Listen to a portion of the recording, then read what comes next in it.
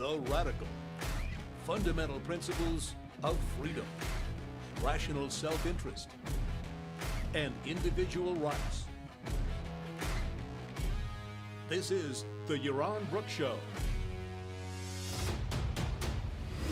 All right, everybody, welcome to Yaron Brooks Show on this it's Thursday.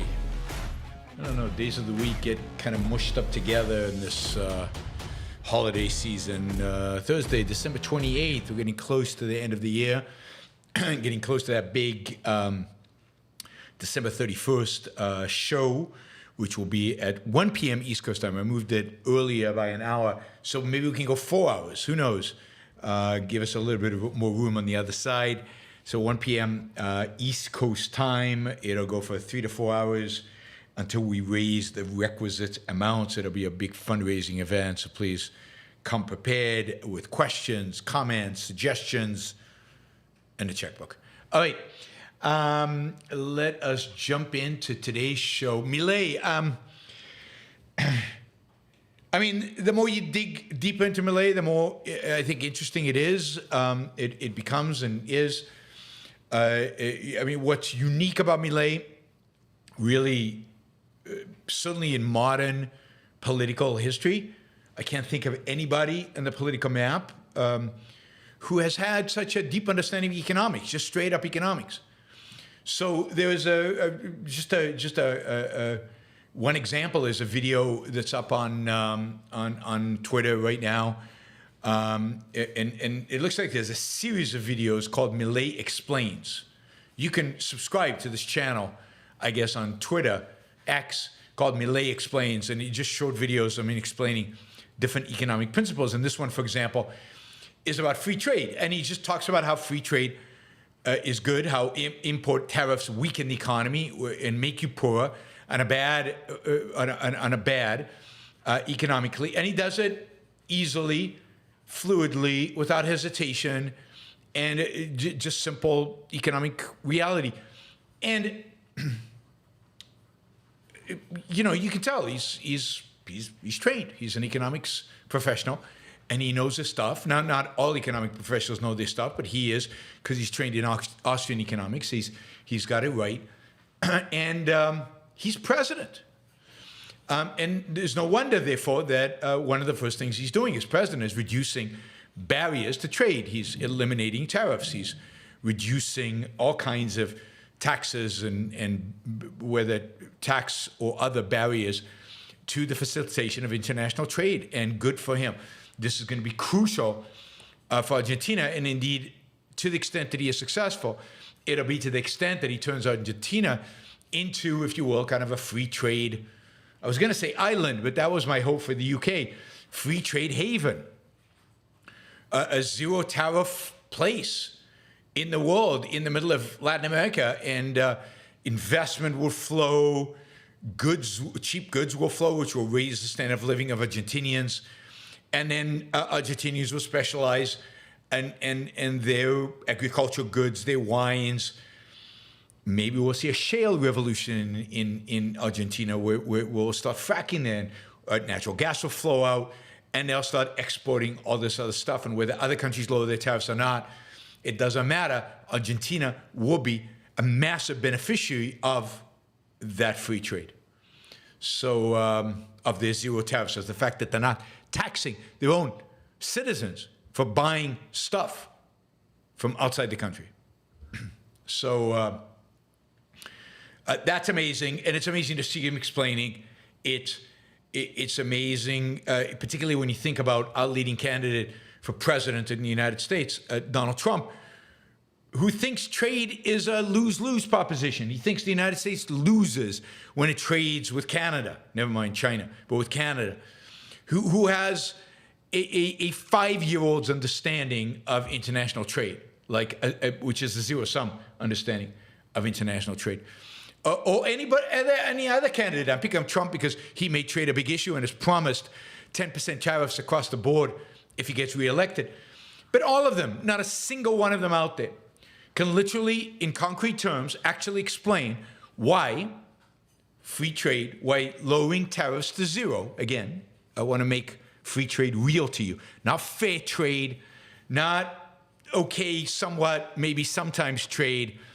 I'm talking about free trade. Zero tariffs, unilaterally. Unilaterally. So, with the exception of those things that are unequivocally necessary for national defense.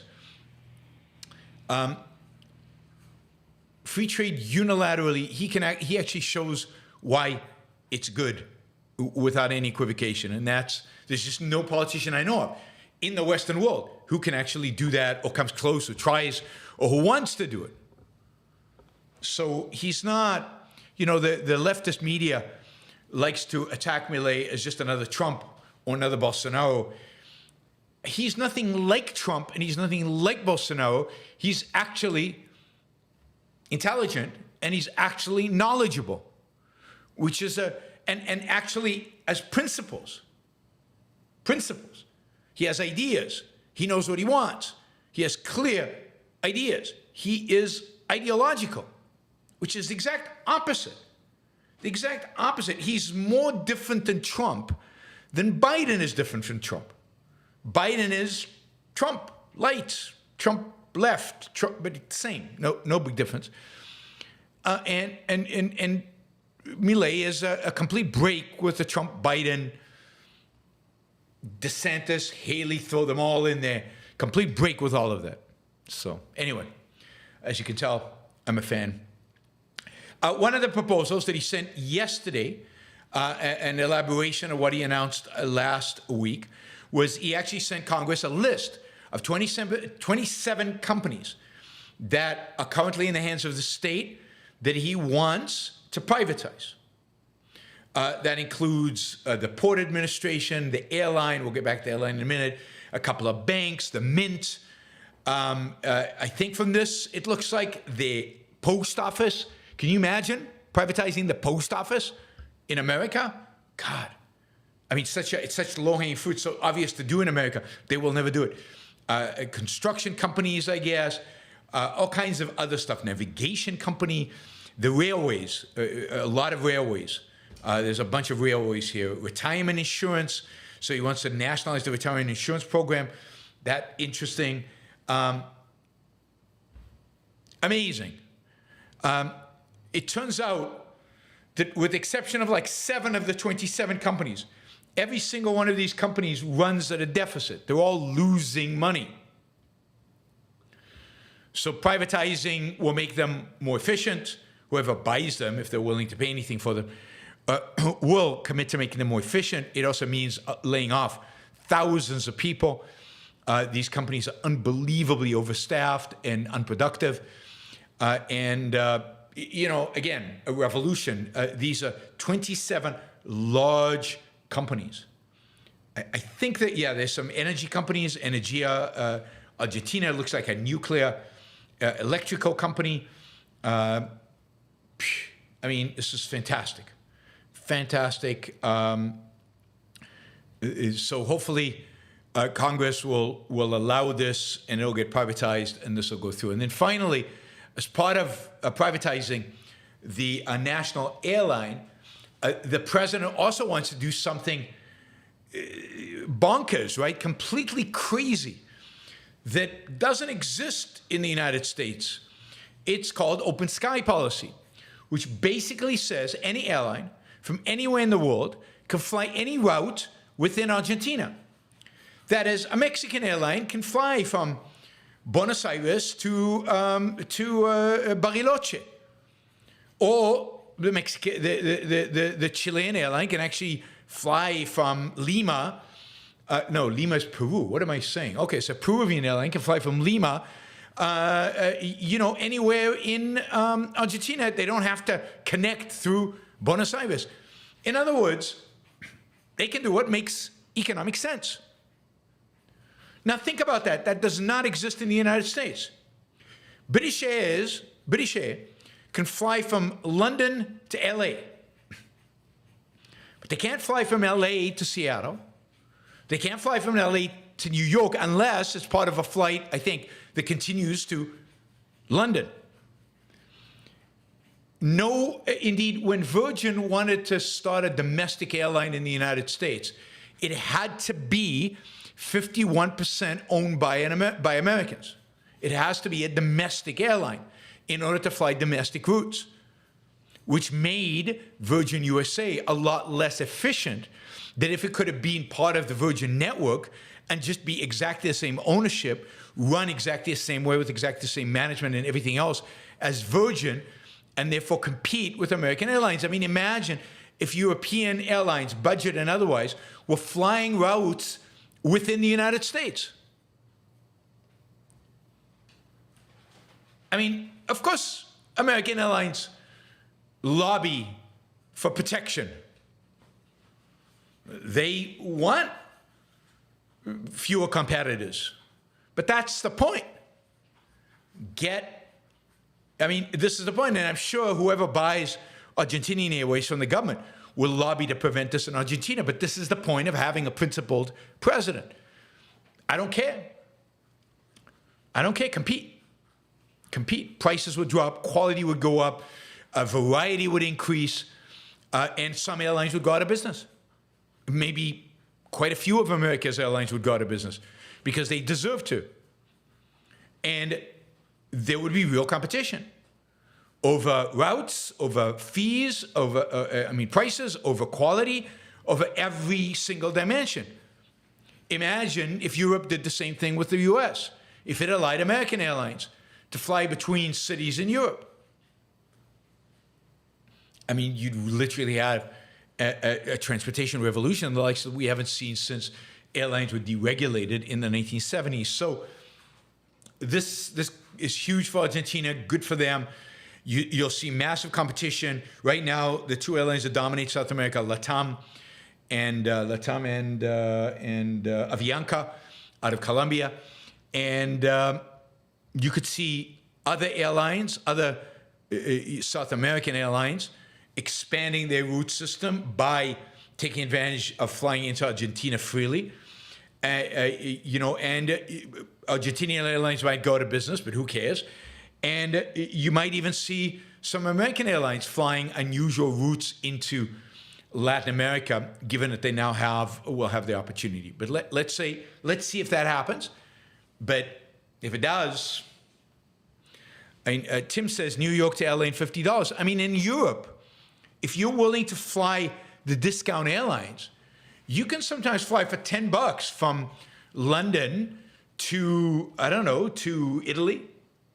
You can fly for really, really, really cheap. Now, service sucks and you can't take a suitcase and all that. But and they start adding on if you add on stuff. But Europeans love it because it basically makes it possible for anybody to go anywhere in Europe. Students, poor people, they can travel anywhere.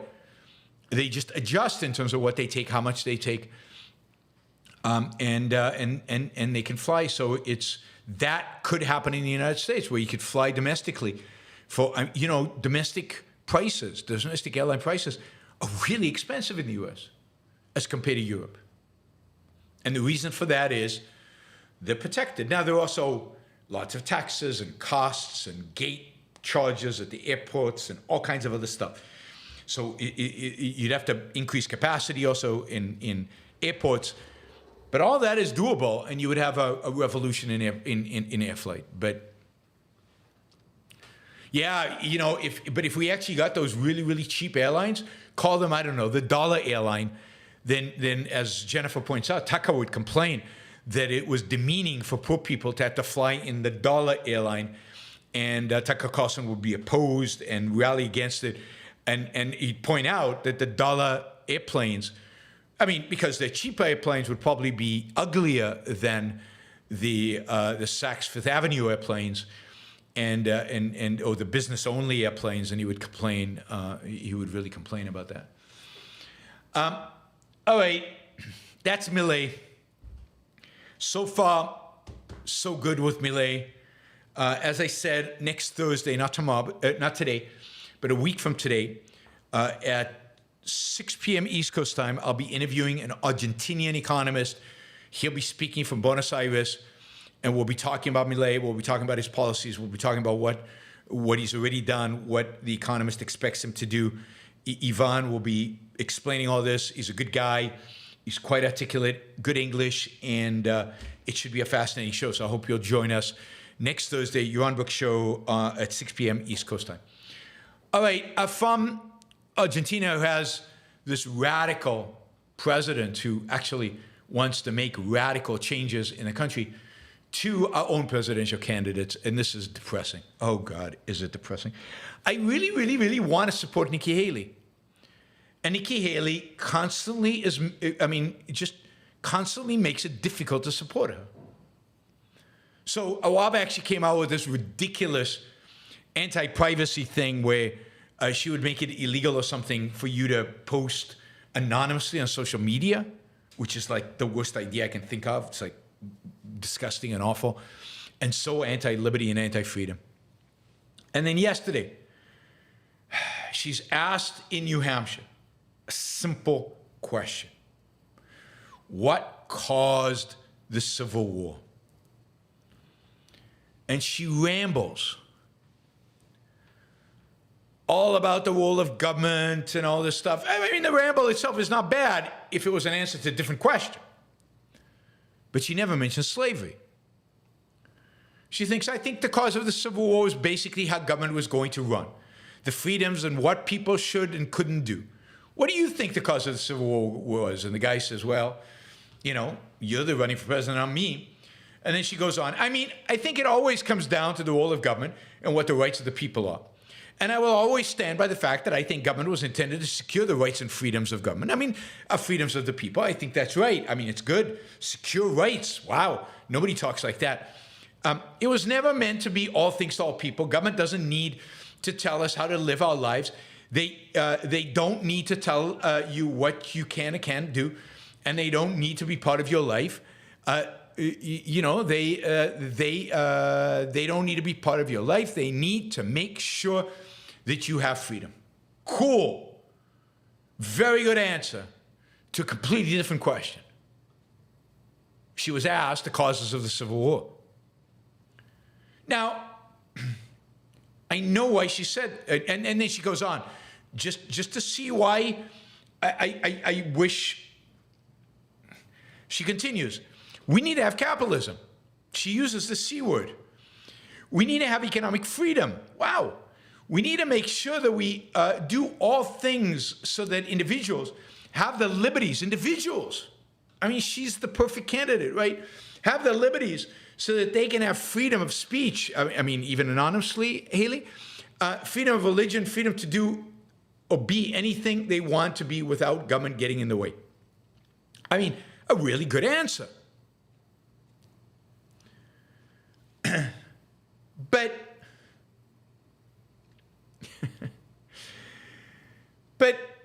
it's not the answer to the question. Why can't she just say we had slavery because the South seceded in order to protect their ability to have slaves, and Lincoln launched a Civil War in order to protect the Union and abolish slavery? Simple. One sentence, go on. Well, she didn't say that, is my guess, because her one hope to beat Donald Trump is to win South Carolina. And in South Carolina, her answer is ambiguous in terms of who the good guys and the bad guys are.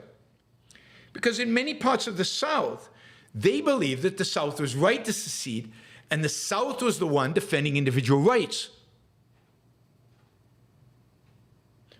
Now, it could be she's ignorant, but that would be bizarre given that she was governor of South Carolina.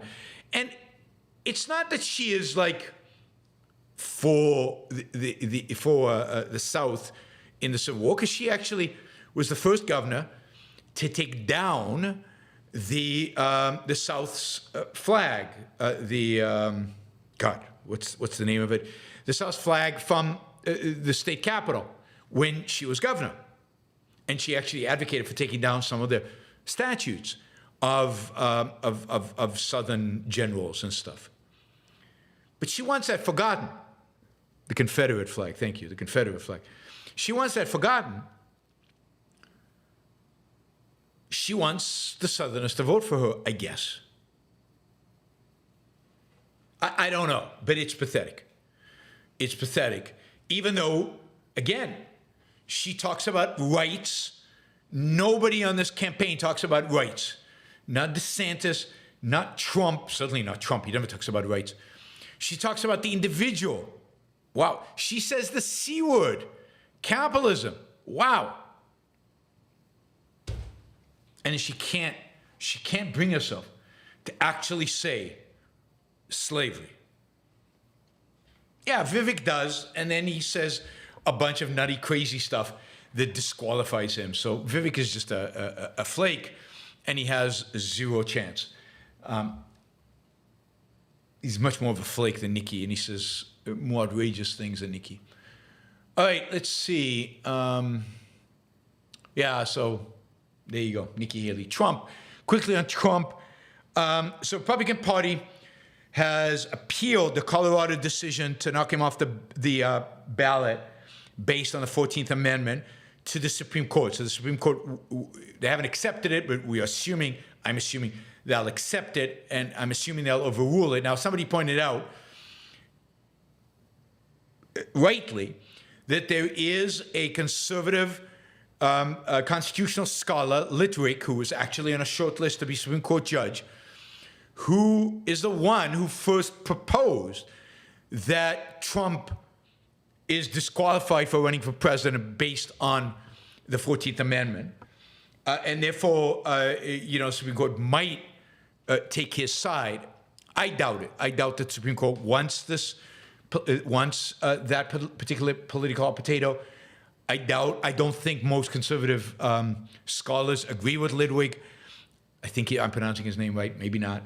And I just think it's a weak argument. So I think that they will overturn the Colorado decision. In the meantime, the Michigan Supreme Court basically kept in place a lower court's decision not to take Trump off the ballot. Now, this is why the Supreme Court has to make this decision, because the fact is other states are going to try the same thing, but once the Supreme Court rules one way or the other, it's a done deal and it's finished. So either the Supreme Court rules, yes, states can take him off, or they can rule, yes, he should be taken off all states because he's disqualified by the 14th Amendment, or they can rule, no, this doesn't count. The 14th Amendment does not disqualify, therefore the states cannot do it. So those are the kind of, that is the range of things that the states can do. All right. Let's see. Yes. All right. Yeah.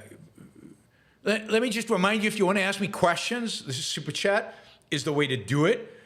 With all the grief I give Scott and all the disruptions and my disagreements with him and everything, when he has a question, he asks it. He's actually got a question here right now in the chat. Some of you out there who would like to interact with me more on the chat, who ask questions, but who are too cheap, I guess, to ask it in the Super Chat, could learn from Scott.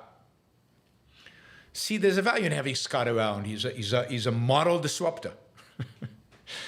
All right. OpenAI, the whole phenomena of large language models, of the ChatGPT kind, is going to create some interesting legal issues, right? It's going to create some interesting legal issues, because they basically go out there, and the way they learn is by, basically consuming or using information that's available out there, and from that extrapolating through a variety of statistical models what they think is true, right?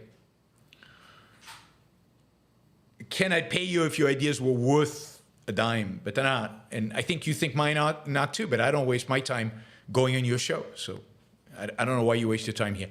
But I'm not asking you any questions. I don't really care about your opinions. So this is a one-way street, not a two-way street. That was in response to a comment by Ken on the chat in response to my previous comment about Super Chat. And so this is going to open up a bunch of interesting intellectual property issues, because a lot of what OpenAI and other AI systems are scanning in order to get the information from which they analyze to give you an answer when you make a query is intellectual property of other people. Intellectual property that is maybe granted to Google under certain terms, or granted to other browsers or other news sources or other places by certain terms, but which OpenAI just takes it, right? Right? And you know, this is going to create a lot of interesting issues. Now, we've seen already that some AI companies have negotiated with certain news sources to be able to consume your news for the purpose of the AI, the large language model, and they pay for it. They pay a percentage. But we haven't seen a universal model arise, and I think there's still work on a universal model to arise. And we haven't seen all AI do this, and we haven't seen all the news suppliers do this. And as a consequence, there's a lawsuit now that was filed, I think yesterday, by the New York Times suing OpenAI.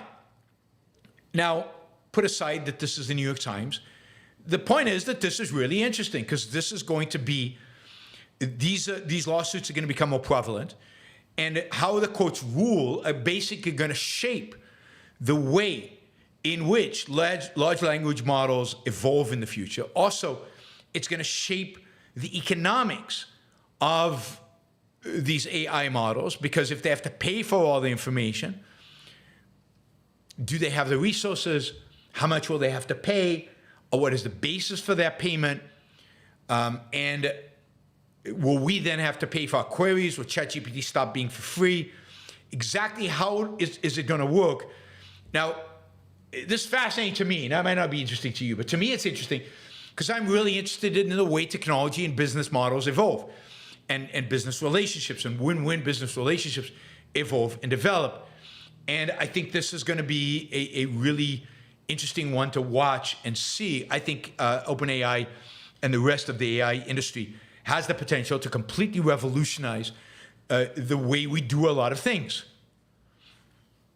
But to do that, they're going to have to solve these fascinating intellectual property and business models challenges that they face. And I think this New York Times lawsuit is a first step in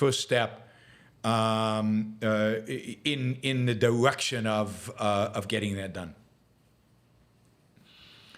All right.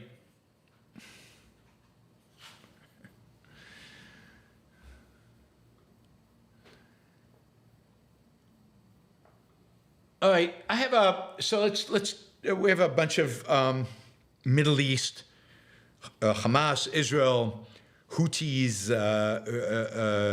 Red Sea, Iran, Iraq, updates, Hezbollah. So I'm just going to run through them. Nothing too much in depth here, but just a general analysis. I did a show on Tuesday about what it means for Israel to win and what I think the likelihood of it winning. So if you're interested in a more in-depth analysis of the Israeli-Hamas war, really the Israeli-Palestinian war, please go and watch that show from a couple of days ago. I'll just say this. There's growing skepticism in the United States and in Europe and in Israel itself about whether Israel can win. Not just win in the strategic sense in which I meant on Tuesday, but even win in the tactical sense of defeating Hamas. This is because I think in the US and in Europe and in Israel, the push is to have this war shortened and to have Israel stop soon. And there's also this notion that Israel cannot and should not kill a lot of people. And of course, under those terms, it's very unlikely Israel can even win a tactical defeat of Hamas. As I said the other day, to win even against Hamas, Israel has to make sure the Palestinian people suffer, starve. I mean, humanitarian crisis is not a bad thing when it comes to Gaza. It's a good thing, because that'll mean the Palestinian people will start putting pressure on Hamas. Also, all these news articles think that the more the Palestinians suffer, the more pro-Hamas they become. It's just not true. That's not how it works in history. The more they suffer, the more anti-Hamas they'll become. So humanitarian crisis Israel has to inflict. Second, Israel has to kill a lot of people affiliated with Hamas. We're talking about thousands of people. So, and a lot of civilians will die in the crossfire. So you're still looking at lots of casualties on the ground. Of course, the casualties coming out of Gaza, the numbers that Hamas reports, don't separate civilians from military personnel, Hamas military personnel, because Hamas military personnel all dressed up like civilians. So you can't tell. But also because Hamas has no interest in telling you how many of its own people have been killed. But, close to anywhere between 40 to 50% of the people killed are probably Hamas operative. And it's going to have to destroy all the tunnels, not some, but all of them. And that's going to require time to find them, discover them, to bomb them, to destroy them. And they're going to have to kill the entire leadership. And given the way they're fighting right now, it's going to take them months to do this. And it's true that if they stop fighting in the next few weeks, as Biden administration wants them to do, as the Europeans want them to do, some Europeans already turned against Israel, then they can't win. They can't even destroy Hamas, never mind win-win, that is, defeat the Palestinians. They are really, really stuck, right?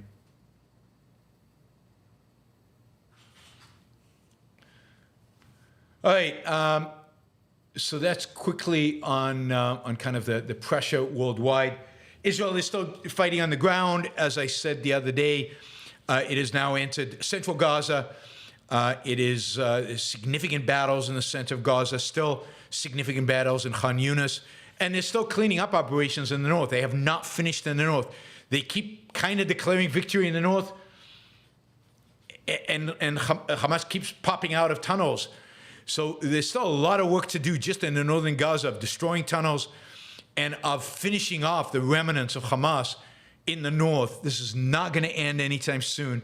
Again, the way they're fighting now, it could end very fast, but they would. Israel's not willing to do that, and the world would go apoplectic if they did. All right, at the same time, Israel is also conducting major operations in the West Bank. As of late last night, early this morning, hundreds of armored vehicles and thousands of Israeli troops entered several cities across the West Bank, including Jenin, Nablus, Hebron, Ramallah, and Jericho,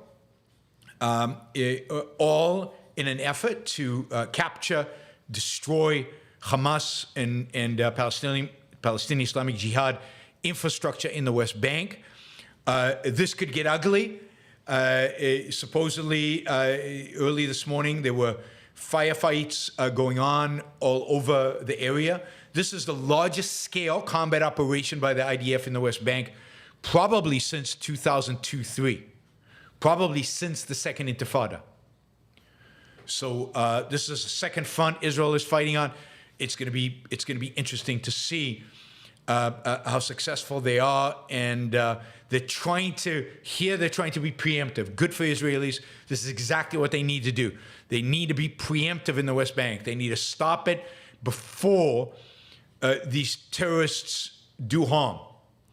And they're arresting them, they're killing them, they're taking the weapons away, they're destroying their infrastructure. At the same time, they're constantly back and forth with the Hezbollah in the north. They never did the preemptive strike against Hezbollah in the north. So they are now tit for tat in the north. At some point, Israel's going to have to do more than that. I talked about that on the Tuesday show. They're also bombing Syria. Over the weekend, over the last few days, they killed one of the leaders of the Iranian Republican Guard in Syria. The Iranians are in mourning as a consequence. So they are actively, very active in Syria. It appears the guy died with his mistress while his wife was at work. So that's kind of what's going on in Israel. At the same time, Iranian-affiliated forces are continue to attack American forces in Iraq and in Syria. America continues to do almost nothing. They did bomb some facilities of these Iranian-backed forces in Iraq, but it's pathetic, pinpricks. They continue to say, be careful, don't make us angry. At some point, we'll really go after you. Nobody believes them. And the consequence of that is basically American troops are a free fall. You can shoot at them, you can injure them, you can kill them, you can do whatever you want to them, and the Biden administration will do nothing. This is a continuation of the Bush, Obama, Trump, Biden policy in Afghanistan, and a continuation of their policy in Syria and Iraq. It is pathetic, it's hard for me to express how outraged I am and how outraged you should be. These are your kids, our kids, and they don't care. Our leaders, our generals, our politicians just don't give a damn. If they don't give a damn, then just bring them home, evacuate, do what you did in Afghanistan. I mean, the ugliness of Afghanistan is ugly, and a lot of people are going to die because of how we evacuated Afghanistan. But the reality is, that was better than staying there and let people just die in Afghanistan. So bring them home. Or penalize Iran, penalize the attackers. So finally, the Houthis, of course, U.S. has a big carrier group and other attack ships in the area of the Red Sea and the Sea of Aden. Over the last 48 hours, 48 hours, they have knocked out of the sky over a dozen drones, a couple of anti-ship cruise missiles and other missiles launched in the direction of ships. I haven't found the news story that tells me which ships they were targeting, whether they were American ships or commercial ships. The America, with regard to the Houthis, is playing defense. They're just knocking stuff out of the sky. They refuse to attack them. This coalition they put together, 20 countries, half of whom don't want to be named, is pathetic. Most of them don't want to be part of this coalition. Most of them refuse to engage in, preemptive strikes or in attacking their attackers. All they want to do is pretend that they're there, but that the United States basically is responsible. And the U.S., for now, is only playing defense. By the way, a few days ago, a ship was attacked off the coast of India by a drone launched by Iran, directly from Iran, not the Houthis, Iran. And what did the U.S., world, India, anybody do about it? Yeah, you guessed it. Bupkis. Nothing. So the U.S. is trying not to escalate. It'll do anything not to escalate. It'll basically sacrifice its own troops not to escalate. It'll play defense forever, even if shipping is stopped in the Red Sea, just so it doesn't escalate. I mean, they're so afraid of escalation. Pathetic, pathetic, pathetic, pathetic. Right? And a proposition guaranteed to create more violence in the future. American weakness always leads to more violence in the future. That is always the case. All right, before we get to the last story, I'll just remind you that this show is funded by the support of listeners like you. If you're not listening live, the easiest way to support the show is on Patreon or on PayPal through the yaronbrookshow.com/membership. yaronbrookshow.com/membership. You can also become a member here on YouTube and support the show that way. So 3 different ways to support the show. Please consider doing that on a monthly basis. That is, it is a great way for me to know what income is coming. You can also support the show by using the super chat right here, trade value for value, but that's only for people live. And you can ask a question, therefore guide the show in the direction you would like. Ask questions about things that interest you. You can also use a sticker just to support the show, and that'd be great. We have 150 people watching live right now. If you're not a subscriber, please subscribe. If you haven't liked the show yet, please like it. Likes help the algorithms. All of that help the algorithms. And if you want to help the show, please do that. And please consider some financial support. We are nowhere near a goal for today. So maybe we could do a stretch, a final stretch here. I'll remind you again, December 31st. Maybe everybody's saving up for December 31st. Big show. I'll do a review of 2023 and take your questions, and we'll make it a fundraising event, and we're going to raise a lot of money. I think the target's going to be $12,000 for the show. Thank you, Paul. Thank you, Gail. Thank you, Mary Aline. Thank you, Catherine. Thank you, Jonathan. Thank you, Mary Aline again. And thank you, Stephen. And thank you, Rafael. Thank you, all of you, for doing a sticker and supporting value for value of the show. All right. Also, remind you that Ayn Rand Institute is a sponsor of the show, and right now they are asking me to promote the fact that OCON, the Objectivist Conferences, is going to be in Anaheim in June, a little earlier than usual, not over the 4th of July. So if you haven't come because 4th of July and all of that, then this will not overlap with the 4th of July.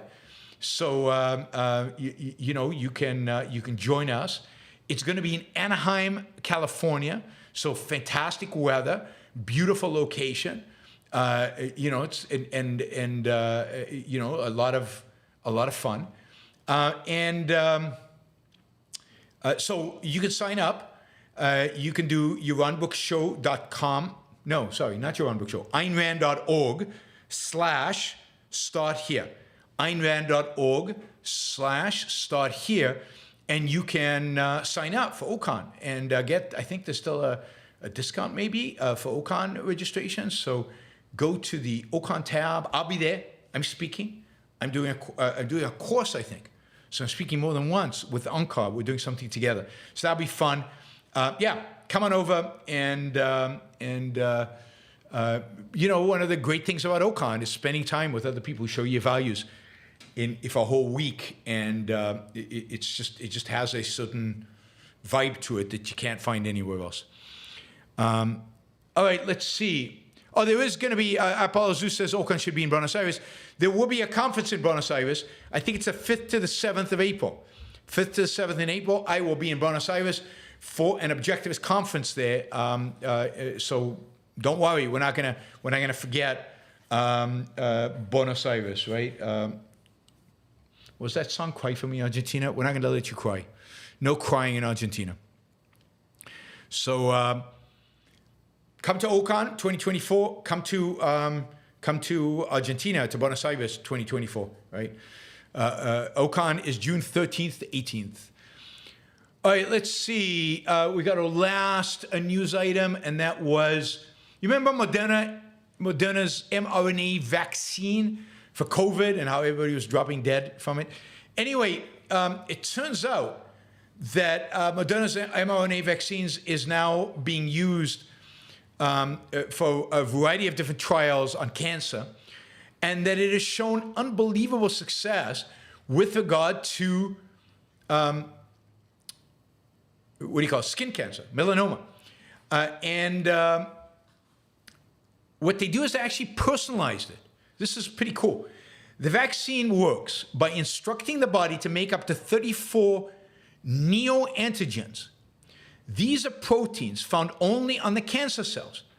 And Moderna personalizes the vaccine for each recipient so that it carries instructions for the neoantigens on their cancer cells. Now that's unbelievable in terms of the potential that has and the progress that will have. In 2022, the same researchers reported that the combo therapy reduced high-risk patients' risk of recurring or death by 44% compared to only having, I guess, a conventional treatment. So there you have it. mRNA vaccines are going to reduce deaths from cancer significantly, going to make it possible for us to recover from cancer, going to be able to target the cancer cells directly without doing damage to the body in a variety of other ways. All right, let's jump into your questions. Shazbot with $50. Thank you, Shazbot. And thank you, Obezi, and thank you, Paul Cohen, and thank you, Gail, for the support. Shazbot says, General Melchiortt, I don't know what that is, to trench soldiers. Don't worry. If you should falter, Captain Darling and I are behind you. Blackadder, about 35 miles behind you. So this is from Blackadder. It's from Melchiortt. It's from the 4th season of Blackadder, which is the season where Blackadder's in World War I. It's about trench warfare in World War I. Not a funny topic, but Blackadder managed to make it funny. But it says a lot about how it makes fun of how the French and the British fought in World War I, and this is a reflection. Trench soldiers, don't worry. The captain, the officers are right behind you, and Blackadder is 35 miles behind you. So don't worry, everybody's behind you. But this is how trench warfare was unfortunately fought. Officers weren't in the trenches, certainly not senior officers, and they weren't leading the charge. This is very different than, for example, the fact that in Gaza, you can see in the list of casualties on the Israeli side, the number of senior officers that are dying is pretty astounding, and that shows how the Israeli military officers fight from the front.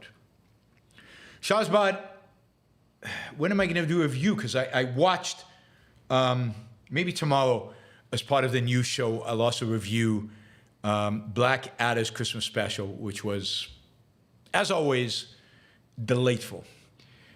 Trevor, have you heard of the SEC proposal regarding natural asset companies?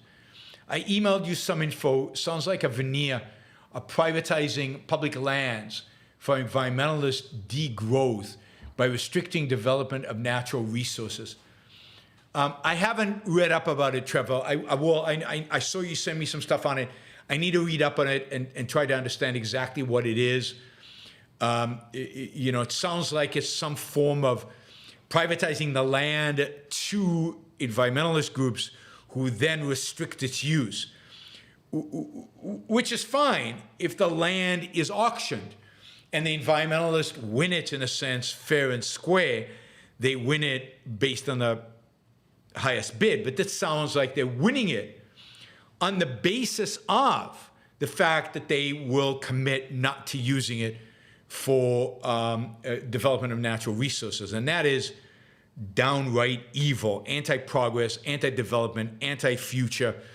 It's consistent with the environmentalist agenda of returning us to the caves, which sadly the Biden administration is ideologically aligned with, even if it doesn't always do it in action, because they also have to get reelected. So they've not restricted oil production as much as they would like to, because they need to get reelected, but they will do other stuff that has just as bad consequence long term, like restricting the ability of private companies to use natural resources on government land by, quote, privatizing it into the hands of the worst people possible.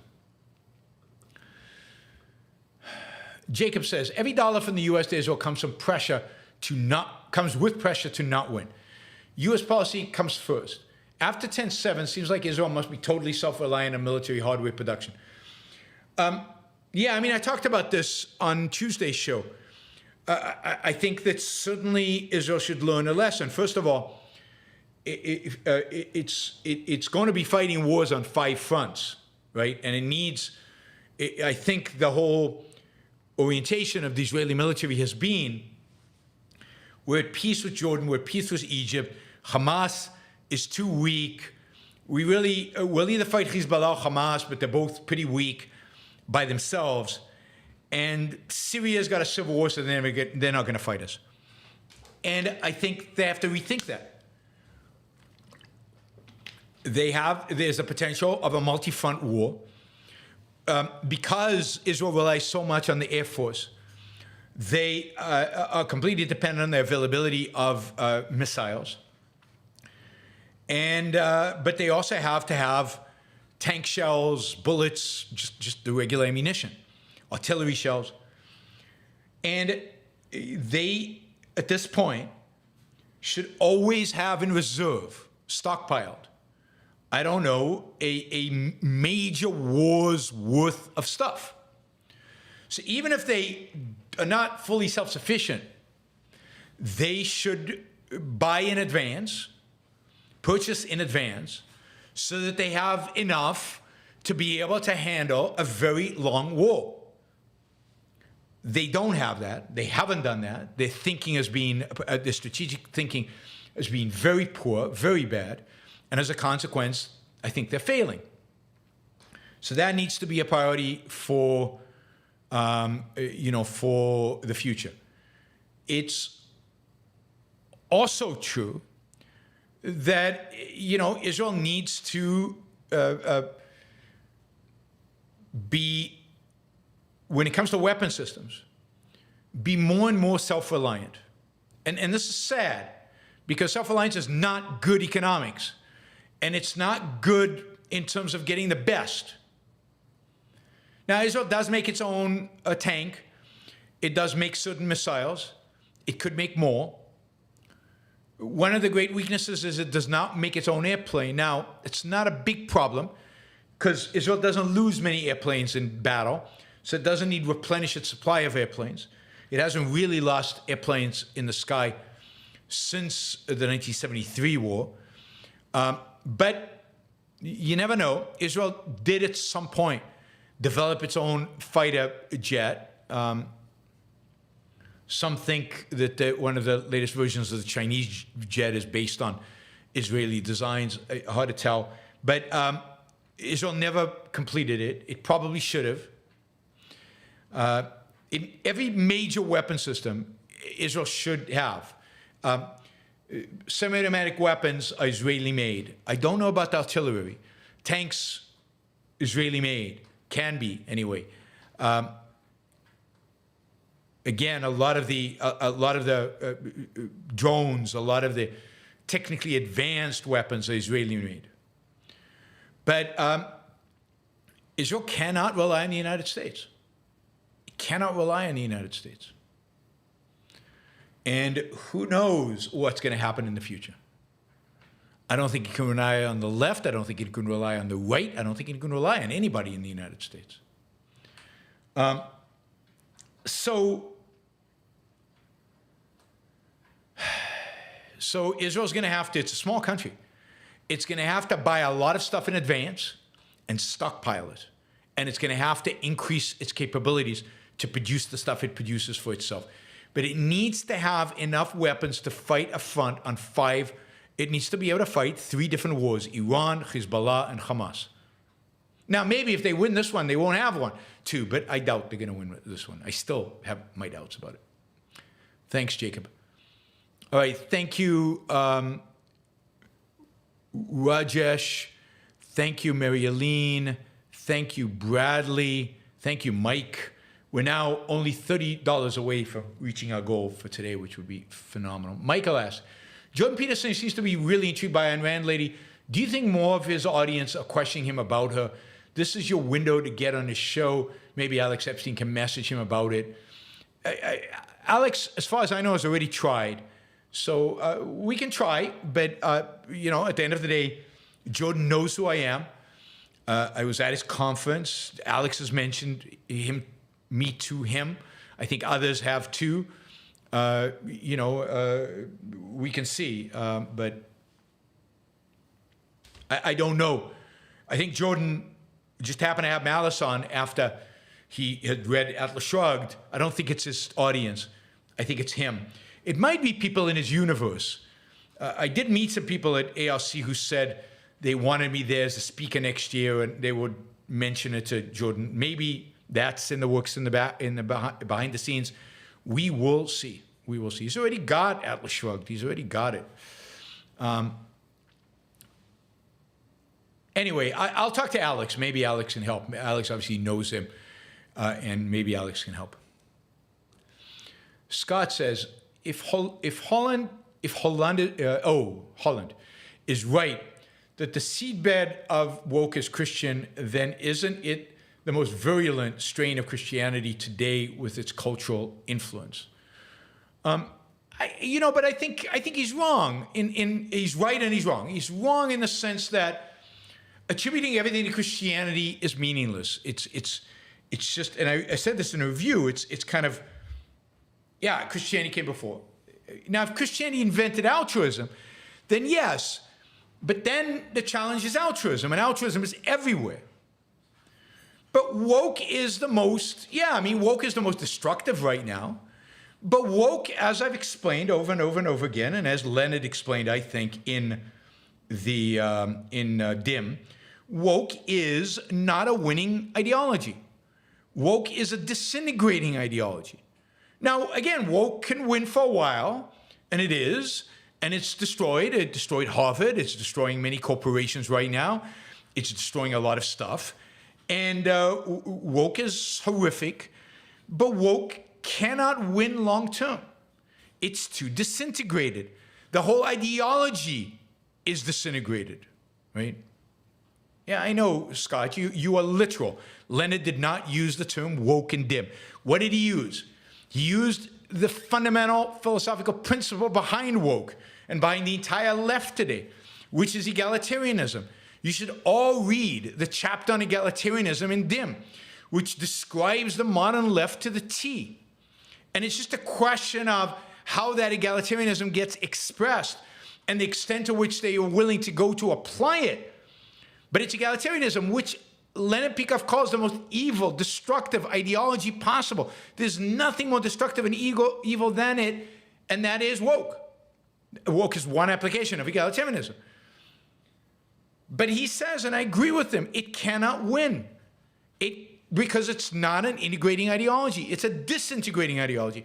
It's all against all, and you can see it in the very nature of intersectionality. Who's more oppressed? We're now constantly struggling, fighting among each other. And then, of course, the oppressor, the people who you want to subjugate, are the majority in the country, white people. That'll go across well. That's a winning strategy. It just won't win.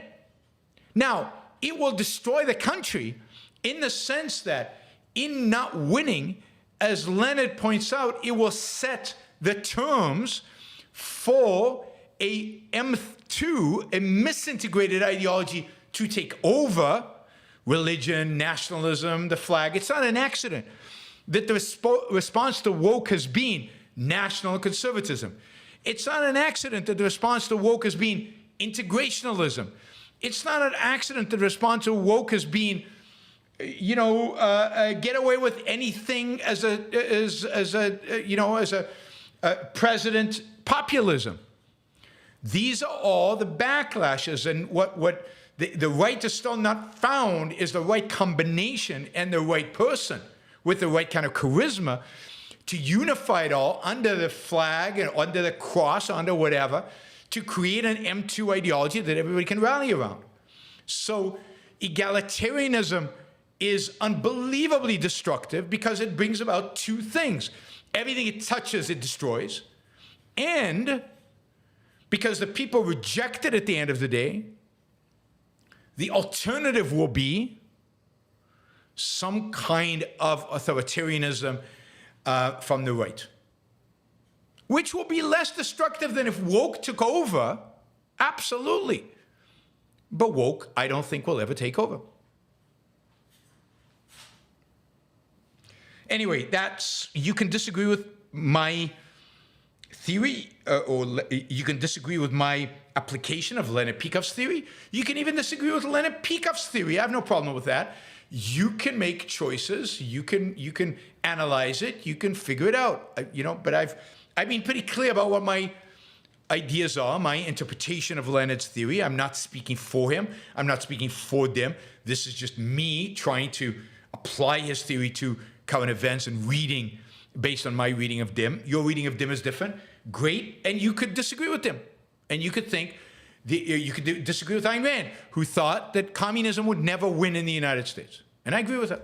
I don't think the left, the woke communism, left agenda will ever win in America. I think what wins in America is right-wing fascist authoritarianism. That's what I think will win. All right.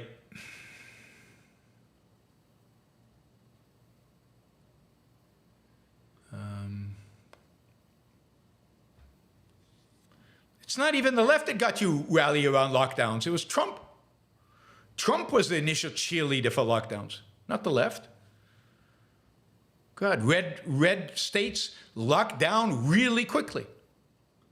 And the first state to unlock down was Georgia, and Trump criticized them. So, this whole way in which you guys think about, or you guys, Scott thinks about left and right, is just perverse. It's just not right. Would Bitcoin becoming an ETF make it more likely to be regulated or corrupted? Yeah, it's going to be regulated. That's exactly the terms under which it becomes an ETF. That's the way it becomes regulated. The more conventional, the more they bring it into the system, the more regulated it'll become. Ed says, how do you think Milei will be able to deal with union of government workers? I don't know. Let's ask that to the economist, Argentinian economist, when he's on here, Ed. That would be a great question, because I really don't know. I don't know enough about Argentina. He's got to deal with the Argentinian Congress, the parliament. He's got to deal with the unions. He's got to deal with the employees of the state-run entities. He's got to deal with... The other thing he did recently was, just a few days ago, was not renew the contracts of 5,000 government employees or contractors. Everybody who got a contract in 2023 was not renewed for 2024. And now they're going back to see who they can fire from previous years. Or, as an Israeli, what topics should I emphasize on posting on social media to explain the Israeli position better to our friends from the US in Europe? I think it's the extent to which Israel is a free country, and to the extent to which the Palestinian Authority and Hamas are fundamentally opposed and undermine in every respect the foundations of Western ideas of individualism, freedom, reason. So attack.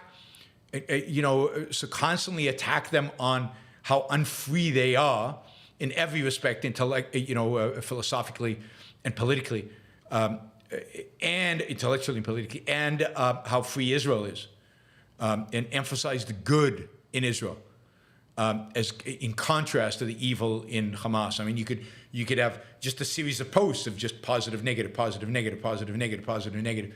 Positive Israel, negative Hamas, just like that. I think that those contrasts would be amazing. I am something, Apollo Zeus says. I can't make out what that is. All right, Daniel says, what would you say to someone who says hurting Palestinian civilians is collective punishment and evil? I'd say they don't understand what evil is. It's not my responsibility to protect Palestinian civilians. They have a government. The government has betrayed them. The government has attacked me. My only responsibility is to defend my people. And the fact that Palestinian civilians are in the way, and for me to protecting my own people, that is unfortunate. It's unfortunate for them, but it's the fault, 100% fault, existentially and morally, of Hamas. So the people hurting Hamas, the people hurting the Palestinian civilians are Hamas. It's not an issue of collective. You're standing in the way of let's say you're completely innocent. I don't want to kill you, completely innocent. You just happen to be in Gaza, visiting relatives, you're not involved. And you happen to be there. But behind you is somebody who, in order to defend my life, I have to kill. The bullet's going to go right through you. Sorry. That's the reality. I believe in self-defense. I don't believe in sacrificing my own interests because some civilians on the other side will die. They will die. And their death is on the hands of Hamas. Bradley, how do you know your limits and honestly gauge your potential? I mean, introspection and experience, and really trying to be objective about yourself, which is hard. One of the hardest things to do is be objective about yourself. But did I succeed? Did I fail? Why? Objectively, what did I achieve? What did I didn't? There are intelligence tests. There are, ability tests for abilities. But also, you can improve on a lot of those. But you have to think about it. You have to really work on it. But the main thing really is introspection and honesty with yourself, integrity. Be really honest with yourself. And push your limits. You think this is the limit, push it. And see, oh, yep, it was my limit. I can't go beyond that. But try. Until you try, you won't completely know. Is there a difference between woke and PC? Not really. Woke is the more modern version, and I think woke is a more sophisticated version in the sense that it's built on a whole ideology that came about during the PC era. That in the PC era was implicit and today is explicit. And that's the whole ideology of oppressor-oppressed, which already existed in the PC era, but politically correct era, but was more implicit. And now, I think in our era, it's more explicit. It's more explicit.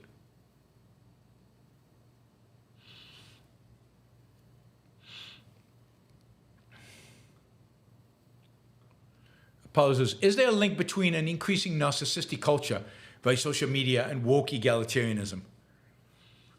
I don't think so. I think that narcissism is a consequence of altruism more broadly in the culture, of a lack of, because of altruism, basically the development of cynicism. Altruism breeds cynicism because you can't be moral, really, if you're altruistic, because altruism demands of you what you cannot supply, which is your life. So you become cynical. And cynicism is fodder, is just together, cynicism is fodder for narcissism. You're cynical, you abandon all values, you abandon all morality, and you become a kind of a pragmatic, self-obsessed narcissist. Because it's all there is. You do not want to sacrifice. That's a virtue, right? You do not want to be out there as a sacrificial animal. So no, I think woke egalitarianism is just one more thing people rebel from into narcissism.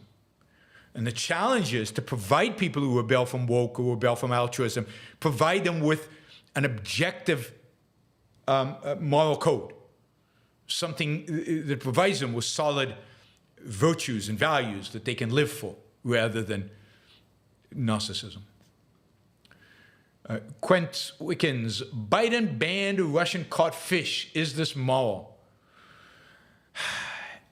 I mean, he banned a lot more than that. I don't know what that means, Russian caught fish. I assume he banned importation of fish into the United States.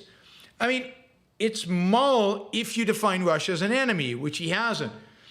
The whole regime of sanctions, I think, is stupid and ridiculous and immoral. And at the same time, I have an embassy in Moscow.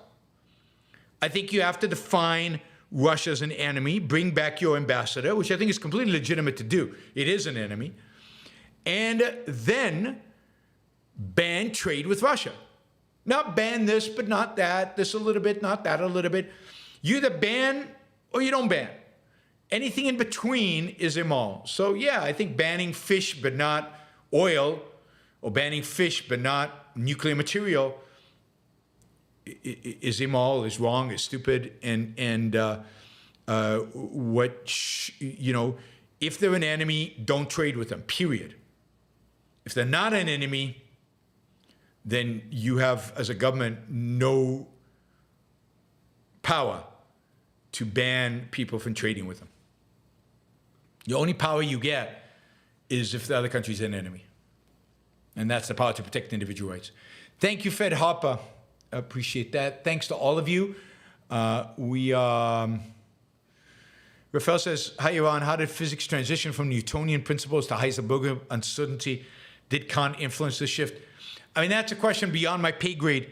We'll have to get Keith Lockitch here to talk about that. But I think fundamentally, yes, it's fundamentally Kant. If you read some of the physicists who were responsible for this shift, Heisenberg being one of them, but I can't remember the guy, the other kind of quantum mechanics guys, they're very influenced by Kantian philosophy. And so that is a direct impact of a kind of Kantian philosophy, right? But we'll have to get a physicist who knows philosophy to answer that one. Matthew, is it the teaching of history that makes the biggest difference with today's kids, with woke being a combination of egalitarianism with a specific reading of cherry-picked historical fact? Yeah, I mean, that's a big part of it. I don't think you can separate that out. Kids are not being taught to think. So you're not teaching them math. You're not teaching them how to read properly. You're not teaching them science. So by not teaching them science and math, you're crippling their ability to reason and think and be logical. And then you're teaching them false history. And you add all that up, yeah, you get emotional, spewing ignoramuses, which is what the kids are today, and egalitarians are just scooping them up. But it wouldn't be enough just to teach them history. You have to teach them to think, and you have to do that through kind of science and math. I mean, it'd be good to teach them proper literature too, which would give them a real sense of ethics through the heroes of literature.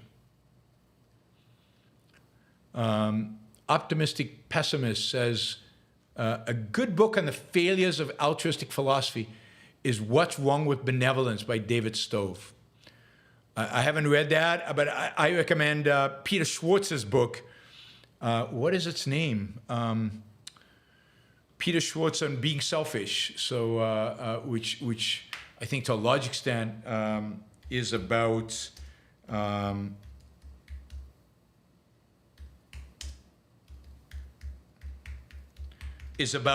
what's wrong with altruism. In defense of selfishness, that was easy. Why the code of self-sacrifice, you can get it on Amazon. Why the code of self-sacrifice is unjust and destructive. I think that's the best book in terms of showing the destructiveness and the lack of justice, the injustice of self-sacrifice. Now, I mean, excluding, I guess, Atlas Shrugged and The Fountainhead. But yeah, it's a great book that shows that, right? The code of self-sacrifice is unjust and destructive. So highly recommend Peter Schwartz's book on that. You can find it on Amazon. All right, thanks, guys. I'll see you all tomorrow at about the same time for the News Roundup. Don't forget, December 31st, 1 p.m. East Coast time. And thank you to all the super chatters for allowing us to reach our goal. Thank you to all the super chatters for making this month one of the best months we've had ever. And maybe, if December 31st goes well, the best month we've had ever.